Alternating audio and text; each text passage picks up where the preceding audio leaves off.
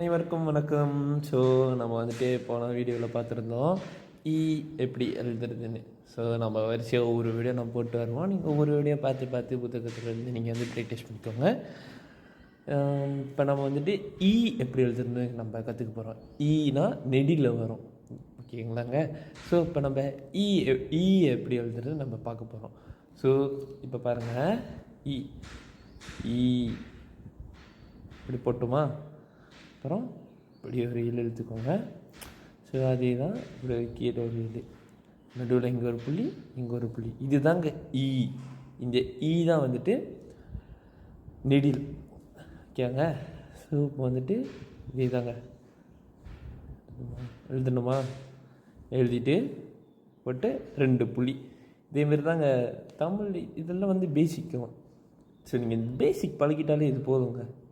So மற்றது நீங்கள் கட்டுரை இன்னும் நிறையா இருக்குது, இலக்கணம், இலக்கியம், இதெல்லாம் வந்துட்டு நீங்கள் எழுதுறதுக்கு எவ்வளோ சுலபமாக இருக்கும்.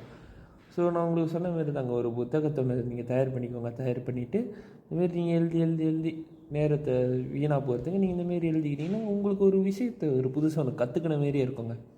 ஸோ கற்றுக்கின மாரியே இருக்கும். நீங்களும் ஒவ்வொன்றும் நீங்கள் வந்துட்டு பழகிக்கலாம்.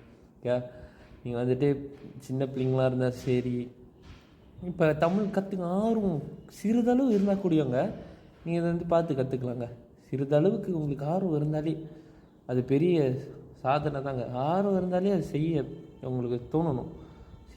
நீங்கள் செய்ய முயற்சி நீங்கள் செஞ்சிட்டாலே போதுங்க. அதனால் தமிழ்லாம் அவ்வளோ சுலபமாக நீங்கள் கற்றுக்கிற ஒரு விஷயம்.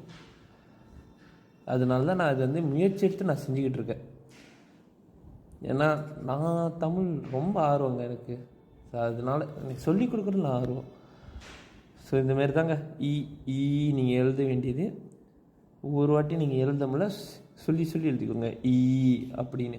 ஸோ உங்களுக்கு மனப்பாடமான மாரி இருக்கும், நீங்கள் எழுதி உங்களுக்கு சுலபமாக இருக்கிற மாரியே இருக்குங்க. அதே தான் நான் போன வீடியோவில் சொன்னது தாங்க, ப்ராக்டிஸ் மேக்ஸ் பெர்ஃபெக்ட். அதுதாங்க எழுதி பழகிக்கோங்க.